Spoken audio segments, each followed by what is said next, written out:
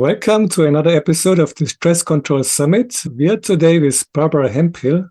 Barbara is in the organizing industry since 1978. She also was writing a book called Taming the Paper Tiger and some other books in the meantime. And today the top subject is Unclutter, how to get organized for kingdom impact. It's very important to be organized and know how to find things. So Barbara, tell us a little bit, how did you get into this organizing business? If I believed in accidents, I would say it was an accident, but I don't believe in accidents. I think God orchestrates everything even before we were born, which I find quite exciting because that means that He intended that I be on earth at this very moment in history. And I feel very much like the story of Esther in the Old Testament, that I was born for a time such as this, because our lives are so complicated now. Everything gets more complex every day. We have more clutter. And so I think now is the time. So it started because my first husband and I lived in India. We worked for an organization called Church World Service. We were working with the US government distributing food to people. And we adopted 3 orphan children, ages 2, 3, and 4. And we moved back to the United States. We lived in New York City, and New York City is a very expensive place to live. My husband worked for a nonprofit and didn't make enough money to pay for living there. So I wanted to bring money into the household, but I wanted my children to be first. One had special needs, so I especially needed extra time. And I decided the best way to bring an income would be to find a problem in the world that I knew something about solving that people would pay me for. And I decided the way to do that would be to listen. So I sat on the playground while my children were playing there, and I just listened to what people were talking about. And I grew up on a farm, so I'm pretty handy. And one of the things I kept hearing people talk about was, plumbing issues or electrical issues. So I thought, oh, okay, I could have some kind of a handy girl job. But in New York City, you have to belong to a union, a labor union. It's like, okay, I can't do that. And then I began to hear people talk about clutter and disorganization. And as I heard them talking, I thought they didn't have my mother and father, because I was blessed. And I do say blessed because I am not a naturally organized person. I've been diagnosed with ADHD. I love to start things. I don't like to finish them. I love the big picture and I hate details. But I grew up in a family where we had systems. My father was a farmer. If you don't have a system for farming, the cows don't give milk and the crops don't grow. And my mother was the assistant to the president of a bank for 46 years. And many of the things that I teach are things that she taught me from her experience there. And I realized that the other people I was around didn't have that blessing. So I ran a $7 ad in a New York City newspaper, which was a big deal because I used to walk 20 blocks because I didn't have 50 cents for the bus. And the ad said, disorganized, I organize closets, files, kitchens, you name it, call Barbara Hemphill.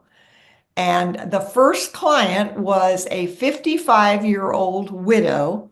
Her husband was an attorney, and he died suddenly and left piles of paper. He was a solo practitioner. He left piles of paper in his home office and in his office. And they didn't have any children, so in many ways I did what a daughter might have done. She didn't know she was my first client, and I didn't tell her. And I walked in and remember seeing the piles of paper and thinking, oh, what have I done?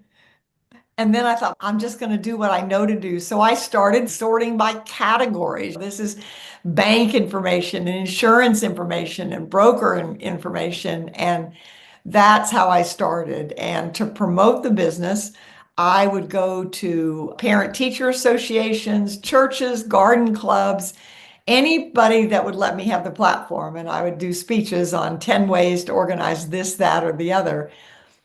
What I learned very quickly was that paper was the most difficult thing for people. We could do the closets and the cupboards and the garages, but there in those storage units were boxes of paper.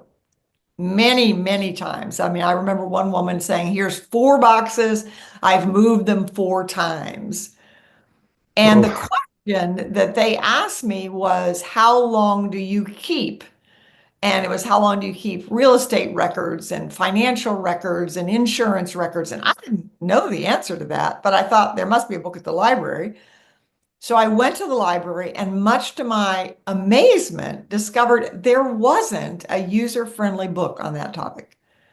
And I thought, that's really interesting, because it didn't matter if you earned $18,000 a year or $800,000 a year, you still needed to know the answer to those questions. Mhm. So in 1988, I wrote a book called Taming the Paper Tiger, which addressed every single piece of paper that came into the household. The financial records, what in America, I don't know if you use the term there. In America, we call it junk mail. Children's memorabilia, photographs, recipes, coupons, bank records, medical records, tax records. And it wasn't designed necessarily to read it from cover to cover, although if you did, it would handle everything. But it was designed to be a reference book, so you could look it up. And that book still exists today. It has a new name. Today it's called Organizing Paper at Home, What to Toss and How to Find the Rest. And it's designed as a reference book. So that's how this all started. And then it's evolved through the years. Wow, that's quite an interesting story, and also a good example to think about how we need to find out what is the problem people are facing. Oh, yes. I love entrepreneur. I do a lot of coaching for people who are in transition, especially. So I have a program called Vision Accelerator, and those clients are people in their midlife, like where they've retired, for example. Maybe they've retired from a position. They still want to work, but they don't know what, or maybe they've wanted to write a book all their lives, but they've never done it, or maybe they know that God wants them to do something else, but they don't know what it is. So I love helping people figure out what that next step is. And often it is entrepreneurship, because Billy Graham said, I think in 2003, that the marketplace was the biggest mission field, because fewer and fewer people are going to church, but everybody has to go to work.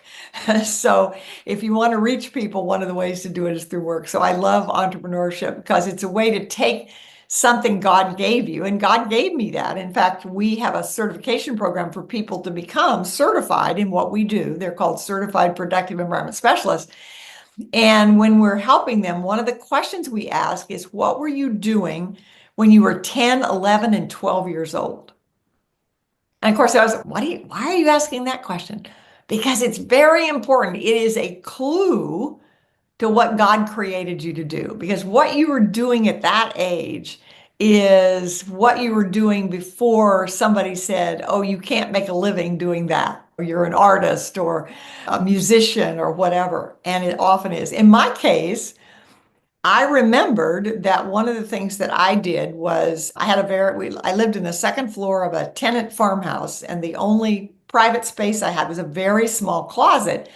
And my father had built me a chest of drawers in there. And my mother worked at a jewelry store at that time. And she used to bring home the little boxes for jewelry, but that were bent, that the jewelry store couldn't use anymore. And I would try to fit those boxes in that space. How can I maximize this chest that I have? So I Hmm. asked my mother what she remembered. Because when we ask people that question, they say, oh, I don't remember. I said, go ask your parents, your siblings, your friends, ask your mother. So I try to practice what I preach. So I asked my mother, I said, what do you remember? And she said, oh, don't you remember you used to gather the family in our parlor, which was in grandmother's parlor, which we didn't go except when the preacher came. That was a room that was always kept perfectly neat. And when the pastor came, that was where we'd go. And she said, you gathered the family in there and you preached to us. At the time, I thought, oh, that makes sense because I'm preaching organizing. That's what I was preaching. But as I've grown older, I've realized that not only am I preaching organizing, but I'm preaching Jesus, because the reality I've found through the years in the book I wrote, Less Clutter, More Life, is that physical and digital clutter is a symptom of emotional and spiritual clutter. And when we are hanging on to physical things, whatever it is, if I ask enough questions over and over, I will find that person has had a severe emotional loss of some kind. The first time that happened, I was at a bookstore in New York City, autographing Taming the Paper Tiger. And I made that comment, and a young man came up to me and he said, "My apartment is so full of clutter," he said, "mostly paper, that I haven't had anybody in it for months." And he said, "I come home from work at night and I say, okay, tonight is the night I'm going to clean this up." And he said, "I pick up the pieces of paper and I literally become physically paralyzed." And then he looked at me and he said, "My mother died when I was 6. Are you telling me I have to deal with the grief of losing my mother before I can manage the paper?" And I said, "I'm not a mental health professional, so I can't answer that. But what I can tell you from my experience is that if you find someone you trust, probably not a family member in most cases, who can help you decide what you need and want to keep." And the word decide is important because my business for over 4 decades has been based on 4 words. Clutter is postponed decisions. I learned that originally from closets. The closet fills up because you haven't decided whether you're going to lose the 10 pounds to get into that favorite pair of pants again, or the exercise equipment that looks so good on TV, but you haven't used it in 6 months, or the candlesticks you got from Aunt Mary. You love Aunt Mary, but the candlesticks are not really your style. But if she came for Thanksgiving dinner, you'd like to have them on the table. The same's true of paper. So the paper is, do I keep this? Where do I keep this? How long do I keep this? How do I find this? And so that was what prompted all of this, of realizing that we have to make decisions. But as my business partner, Andrew Anderson, who runs Productive Environment Institute, said, "Barbara, it's not enough to make a decision. You have to have a way to implement the decision." And so we create for clients, or we help the clients. They have to create it because we work virtually. One of the things we've learned, we used to work in person. We don't do that so much anymore because when we do it in person, then we often end up doing it for them. But in order for them to learn, they need to do it.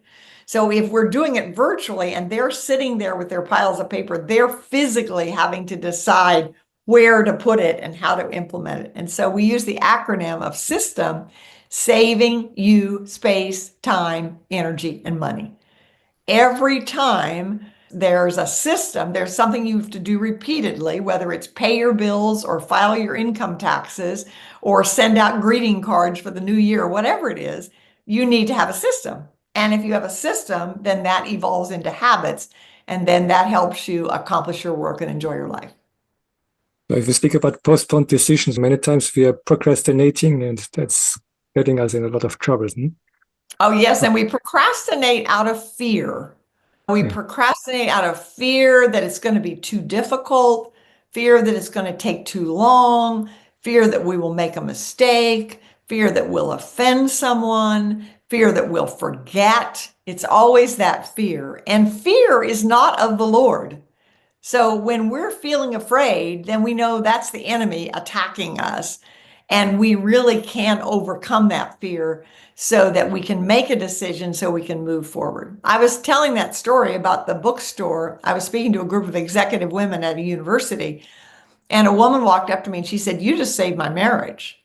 I said, "Wow, that's pretty dramatic. Do you mind elaborating?" And she said, "I came to this conference with the intention of telling my husband, to whom I've been married for 13 years, that I was leaving, because he's what we call in America a pack rat, and he has all this stuff and he won't." And then she stopped and she said, "No, I just realized," she said, "I didn't think about it till I heard you. It wasn't that he wouldn't let go, but that he couldn't let go." And then the tears start to run down her face. And she said, his mother died when he was 7. Mm. And she said, "I never realized before." And what happens is we often try to tell other people to do it, and we're making it worse, because the more we say, "You don't need that," the more they feel threatened and unheard, and they hang on to it more. So it has exactly the opposite conversation. So I said, may I make a suggestion? And she said, yes. And I said, go home and say something to the effect of, I never understood before how important all this is to you. Let's see how we can keep it and still live together. And I stayed in touch with them for about 8 months. And of course, it took 13 years to accumulate it. So you're not going to get rid of it in 8 months. But they made massive progress because as soon as he felt heard, then he was willing to reconsider. And then he began to say, I have this collection. We could take a photograph of the collection and then we can let the collection go. And so they began to make progress. All right. Can you tell us maybe a little bit in a company, when you're running a company, what is the cost of this kind of clutter? What is it, the impact it's going to have? That is such a good question. And it's a question that I have grappled with for a long time because I would say 80% of our clients have been solopreneurs, single business owners, or very small companies. And I've always wanted to sell more to companies.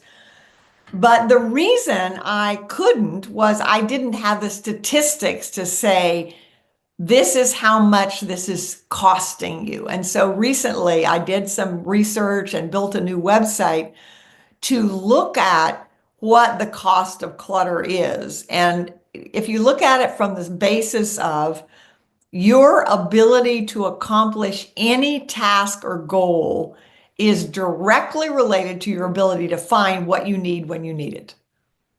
And that can be a document, it can be a physical document, it can be a digital document, it can be a piece of equipment, it can even be finding a person. If you have a team and there's a customer on the line and you need to talk to a team member and you don't know how to reach the team member, it can impact you very much. The thing that's been interesting is now I'm seeing companies are open to this, and what's triggered it has been COVID. Because when COVID came and people were sent home to work at home, first of all, they became more aware of the clutter in their own lives, which they used to ignore because they went to work and they could ignore it. But now they're home and it's, oh my gosh.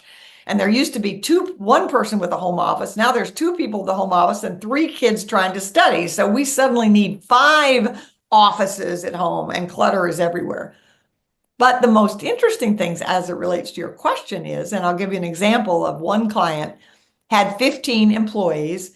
They decided they were trying to cut costs like a lot of companies are now. So they decided they didn't need their physical office anymore, that they would just send the people home to work. And when they did, they told the employees, take everything you need home. It took 2 days to clear all the clutter that was left behind. It was there when they were working, but nobody paid any attention to it. And so now that companies are talking about hybrid workspaces and all of that, we have to be more intentional now. And so this impacts people in terms of relationships, in terms of meetings, going to meetings and people coming to meetings and not having the information they need, saving things that they don't need and wasting time looking for things because especially digital. So when you had paper, I was in Washington, D.C. for 15 years. So I worked in government office. And I would see trucks come in literally with boxes, bankers' boxes full of files. And they would hire a temporary to flip through these papers to look for particular documents because that temporary didn't need to know what was going on. They're just looking for particular words or particular dates or something. If you have digital documents, you can't do that. You don't have that. So we solved companies, and at the time I tried to sell to companies was just when we were converting to digital. And so they were saying, oh, we're going to go to digital, so it's all going to be solved. No, it hasn't been solved. With digital, we have created a bigger, faster, hidden mess because if you have 1,000 paper documents, anybody can go through and find it. If you have 1,000 digital documents that are in various drives and with different names and different computers, you may never find it. And that's exactly what's happened. All right, so you need systems to organize these things. There are some practical tips here. What can we do to really get our paperwork organized and Well, find it? Well, the first thing is to believe that you can and to believe that it matters. Because a lot of people think, I spoke to a group of attorneys and These were people that owned law firms, and these law firms have gone digital. But like many firms, they haven't dealt with all the paper left over from before they went digital. One client of mine had been in business 46 years. So he's been digital probably 10 or 15 years, but the second floor of his office is still full of all the stuff prior to that. His son is going to inherit this office. His son doesn't want those boxes of paper, but you can't just dump them all because they have legal documents. So there needs to be a way, and we figured out a process, a system to do that. We really have to look at, first of all, have to believe it can be done, and we have to have a system.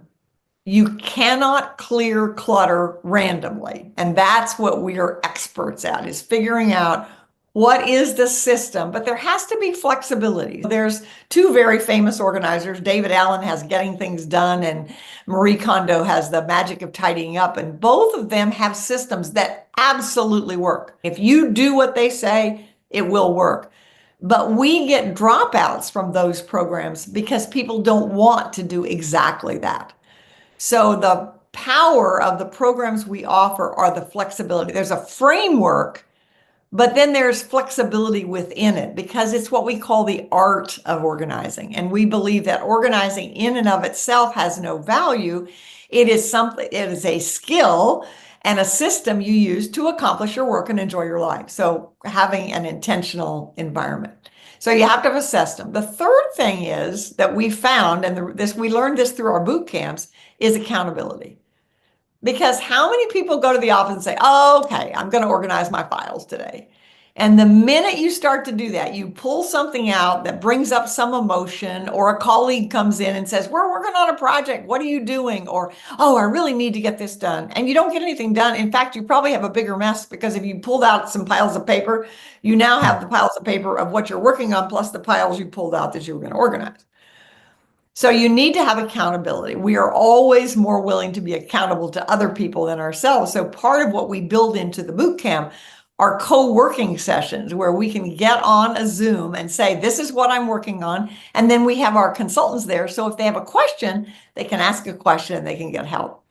And then the fourth thing we learned that was such a delightful surprise, what made these boot camps so helpful, is community. There is so much shame around clutter because, and here's an interesting thing, if you Google "Clutter is Postponed Decisions" by Barbara Hemphill, you will see that it's been quoted often, but unfortunately, most of the people, or many of the people who quote it, add an adverb, and they will say clutter is simply postponed decisions, or only postponed decisions, or merely postponed decisions. If you're having trouble making decisions about your paper and somebody says, it's just postponed decisions, how does that make you feel? I'm dumb. That's the reason that people don't hire organizing consultants often. I think about years ago, I had a friend that I'd seen at networking groups, and she always talked about her clutter and all of that. And she was going to take a new job. And so as her friend, I said to her, I'd like to gift you 4 hours of my service to help you organize your office before you start this new job. And she refused. And I thought, well, that's really interesting. And she said, oh, I'd just die if you saw my office. I said, I don't have to see your office. I said, put your papers in a box and bring them to my office.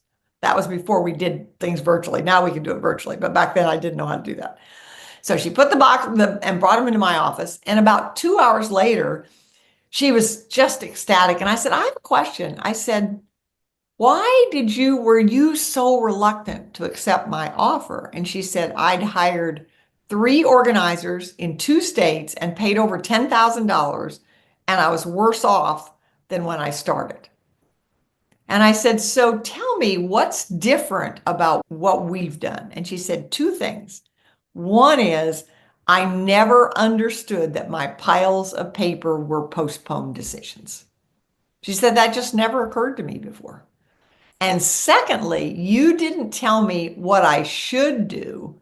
You asked me what I was willing to do.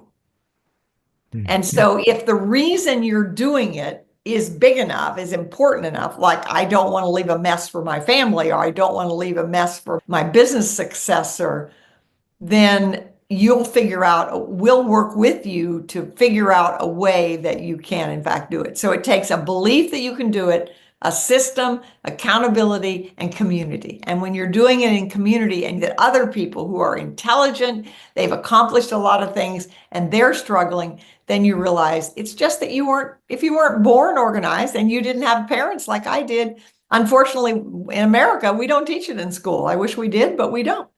And you're just left to figure it out for yourself. I'll never forget, we used to have a service we called the 8-hour miracle, where I would physically go to someone's office and sit there for 8 hours and organize their whole office using our proprietary paper filing system. And I worked with this one woman, and when I was done, she looked at me and she said, I have been an employee for 23 years. And this is the first time anyone ever showed me how to organize my office. And that's true. Who learns how to organize their office? I've often told this story. Email is one of the biggest productivity drains in history today.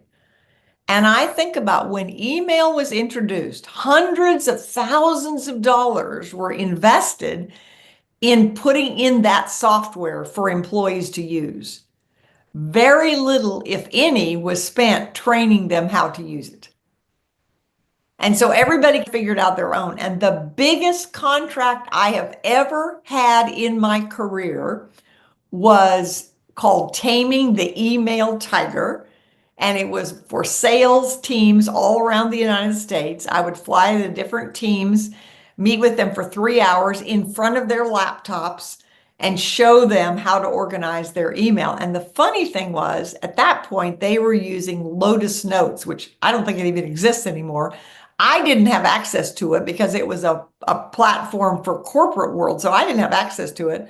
I went to the bookstore and bought the book called Lotus Notes for Dummies. I literally read the book, but 80% of what I taught were the principles that we teach today. Once people understood the principles of clutter is postponed decisions, and you asking me about a tip, here's a tip. If you have a piece of paper, there's only 3 decisions you can make about any piece of paper: file, act, or toss. File means I don't know if I'll ever need it, but I don't have the guts to throw it away. So that's going to go in what we call a reference file. And you can keep as many reference files as you want if you're willing to pay the price. We call it the cost factor, which is time, space, money, and energy. I had one client that had 35,000 files in her office. She was a marketing company. Did she need that many? She didn't really need it, but she needed it emotionally. She had a life that had been full of loss and grief and whatever. And so she was just holding on to this out of fear of making a mistake or losing it. So file. Act means the ball is in my court. So this is a bill I need to pay. It's a project I'm working on. It's minutes I need to write. It's a report I need to submit. So then you have an action file. So you can actually have an action file and a reference file with the same name. The action file is, this is the project I'm working on for this client now. The reference file are the files that I worked on for the clients in the past, but they're not the same. And often people have this big file. It's like this high. It's like, this is this big project. They don't need it all. It's action and reference. And then third is toss. And research shows that 80% of what we keep we never use. The more we keep, the less we use, either because we can't find it or we don't remember we've had it. The next time you pick up a piece of paper, think, okay, it's file, act, or toss. And it's the same true with digital as well. All right. So is the clutter also in our decision making, in our strategies, in other areas in our life? Yeah, oh, absolutely. So there, we talked about a little bit, it has to do with the emotion around it, the being afraid to make a decision. One of the really big ones is we want to be responsible. So for example, in a company, an employee will get something from a superior, for example. It's, okay, I want to be responsible. I don't really need this, but I don't know what to do with it. So you have to have a system that says, okay, I'm going to put it someplace so that if I need it, I can find it. But meanwhile, you don't want to be shuffling through emails or documents or papers to find it. There needs to be a system to do it.